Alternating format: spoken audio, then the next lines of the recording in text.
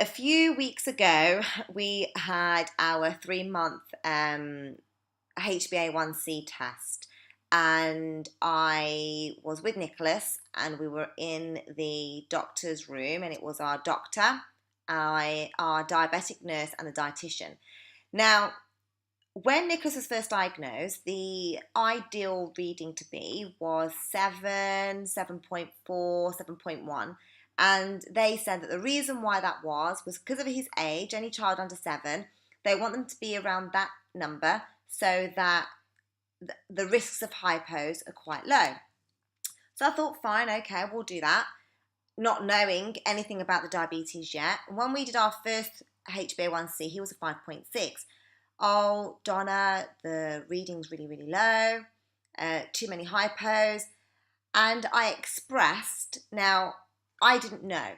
I only know what I know from day-to-day experiences, not because I've been taught. Every child is different, and obviously, as you guys know, you know your child. And it would be hard for me to manage your child with their diabetes because I don't know your child. I don't know their sensitivity to insulin or to their foods, but I know my child. And I would express that sometimes I would give him slightly more insulin if I know we're going to be out with friends later and there's going to be treats and ice cream and all the rest of it. Or I'll give him slightly less because we're going to go to a park and there's going to be a lot of activity. So I said that there's times that I give him more or less insulin depending on not just his food but what the activities are going to be later on in the day. Oh, that's fine, as long as you're managing it and you're on top of it and you know what you're doing, Donna, then that's fine. It's okay. So I carried on, and his HbA1c, like I said, was a 5.6. That's too low. You need to increase it to get to a 7. And over the course of the 2 years where that guideline was still in play, 7, 7.1, 7.4, I had never got Nicholas higher than a 6.5. Every 3 months, we're having good readings, and they're pushing me to go higher. So there we go. A few months later, when we'd gone again, his reading went to a 7.3. And I thought, I've hit that target, I've done what you want. Well, the guideline now is 6. Okay. You need to be a 6.5. So I've worked for 2 years to get him to this 7. Get there, now you've got to come down. And as you know, it's a lot easier to get your numbers up than it is to get your numbers down. And I thought, wow, what am I supposed to do now? So I worked hard and we got his number down. We went to a 7.1. And I'm hoping that our reading now when will it be? Where are we now? September. In October, his reading hopefully will be a little bit lower. But we've been to Cyprus and his readings were a bit crap in Cyprus a few years ago when we'd been. His sugars were fantastic, really, really good. And this time they were a bit crap. It was quite stressful. It was stressful to enjoy a holiday with him being able to enjoy everything that we would do as a family and to try and do things with friends. Because obviously the friends are not dealing with diabetes. They can go and have an ice cream randomly, or they can go to the ice cream bar at 11 o'clock at night. Well, if we'd had our meal and had our insulin, then we couldn't. So it was hard to manage things in the background for everything in the foreground to be all happy and normal. And I think a lot of people forget, don't realise, or don't want to know, or don't want to listen, or can't be bothered to understand that for this to be good, in the background, there's a lot of work involved. And unless you're a parent with a type 1 diabetic or a person who's extremely close to the family, not just blood or spending time together, it's actually getting involved in what diabetes means. So anyway, on this, I wanted to say that this one particular day when we went to the hospital for our HbA1c, I expressed that hypo treatments are treated differently depending on what time of day it is, what we're doing, and where we are. So at night time, hypo treatment will be milk, maybe. Not only milk, but it will consist of milk because it's night time, they're going to bed, and he's only 6 years old. And maybe if it were an hour or so an hour or so after lunch in the garden, in a hot day, it could be an ice cream or an ice lolly. It wouldn't just be any old ice cream or any old lolly. It will obviously be something that I know has a bit of sugar, but it's not stupidly high in sugar. So I shop according to what I know Nicholas may need, and that's what I'll have indoors. So the dietitian said, well, no, every hypo treatment has to be the same. So I asked why. The answer was because. But why? Because if they're the same hypo treatments, then you know how high his sugars will or won't go. Well, I don't, because it depends on activities, it depends on stress, it depends on how long it's been since food, it depends on how much insulin I've given him today. It has nothing to do with a hypo treatment is always the same. As you know, you could give a child the same meal every single day, with exactly the same reading every single day, insulin exactly the same every single day, but that doesn't mean that the sugar reading will be the same. It just won't be. And especially at this young age. So anyway, I moved on and I said, well, no, I need to have different hypo treatments for different hypos, for different situations, for different days, different times.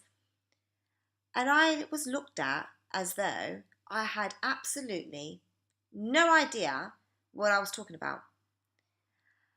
And maybe I shouldn't have said, but I did. I said, you can't tell me, who's doing this practically, what's wrong and what's right when you're just reading out of a textbook. You don't even know how to manage a child with diabetes. You can tell me how to manage a child. You can read what is written on how to manage a child with type 1 diabetes. You can tell me what I should and what I shouldn't do. But in reality, that's not what happens. I can give my child Lucozade because it's really, really low, like a 2, with a panic, quick, let's get your sugars up.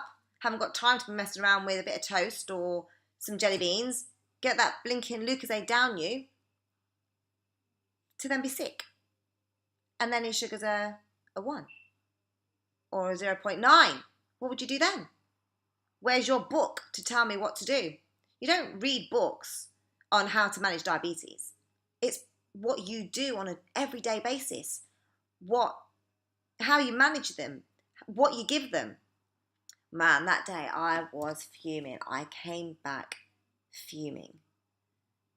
So anyway, so they want to know why I'm not carb counting. I'm not carb counting. I can carb count. I know exactly how to do it. The reason why we haven't got a ratio from the hospital is every time I do a plan of our food, they come back with ridiculous figures. Just to give you an example, I did a food diary for 5 days and I did breakfast, snacks, lunch, snacks, dinner and snack before bed, and any hypo treatments that may have happened in the day and the night. Gave the diary to the doctors, the dietitian, and she went through it. I know how to carb count. I'm not thick. And on one particular day, the first lunch, we said, okay, let's go with this ratio. And it said that for what we'd counted, that he would need 4 units of Nova Rapid. Me and my husband looked at each other and thought, literally, he'll be in hospital nearly dead if we gave him 4 units of insulin for what he was about to eat, for what his sugar reading was. So we went against it and we gave him 2 units. And with 2 units, his sugar reading 2 hours later was, I can't remember exactly, but I remember it were a good number. It was like a 5 or a 6. It wasn't high and it wasn't low. It was a good reading for him to just have a good snack. So an apple or a biscuit, a cup of tea with a biscuit maybe. It was a good reading. And when we actually saw what his reading was 2 hours later, Mitch and I were we just couldn't believe how stupid this ratio was. And if we've got parents or carers for children with type 1 diabetes listening 100% to their nurses, my point is, you're the parent and you know your child. And if you think, and you genuinely think, not being stubborn or ignorant, you genuinely think that you know better for your child, then you go with your gut instinct. Because if I had listened to the doctors, not just on that occasion, on quite a few occasions, then it would be hard. And I would have made a lot of mistakes. And maybe God gave you this child because he knew that you were going to do a good job and you were going to learn and you were going to guide and you were going to prepare them for their older years. Because it's not just managing them today and making sure that today is good, it's the background concerns. And I'm assuming a lot of people have them. I read a lot up on diabetes, and sometimes I think that was a big mistake because you read things that scare you, worry you. But maybe that's why I do what I do, because I know what could come, what the consequences are. It's not, but he really, really wants a marshmallow. Well, no, he can't have that marshmallow. And it's not because I'm being a mean mum. It's because I'm thinking, if I say yes today and then tomorrow and the next day, he's going to think that that's normal and that's okay. He will learn to eat in a certain way and then cause problems for himself if I haven't already caused them myself for him in his young years. I don't want to have health risks that are very closely linked to diabetes. I don't want him to do that himself when he's older. So I'm very strict. I'm very particular on what and when he has things because I'm caring for him. And sometimes you have challenges because your surroundings don't get it, and you may come across like an actual bitch, but actually you're doing what God asked you to do, and that's care for your child. And that's what I'll continue to do. Anyway, on that note, I want to say good luck with the challenges that we have every day. And if you're here listening and relating, not understanding, relating to what I've got to say, then you're doing a really, really good job. And you should be proud that you found the strength that you needed to carry the stress and the hard choices that you make so that your child doesn't, because that's what you do. You deal with everyday situations and take them away from your child and maybe your whole family, and that's all on you. You take it away from the whole family so that they get up and just live a normal day-to-day life. And I hope that Nicholas doesn't ever have to be concerned, because I'm hoping that I've taken that away from him now, and as he gets older, he'll know nothing different. He won't know to just go and grab a packet of crisps, or he won't know that, but I really, really want that ice cream from the ice cream van. His body isn't going to want it. He's just not going to have that craving. Whereas if I were to now be a type 1 diabetic, it would be hard for me because I'm not used to having that discipline. Whereas he knows nothing different. But for him to have that, is because I've worked bloody hard and cried and read and shouted and fallen out with people and changed things for him to have an easy life living with diabetes, because he will have this now forever unless they hurry up with a bloody cure. Well, they have got a cure, but that's a total different subject. But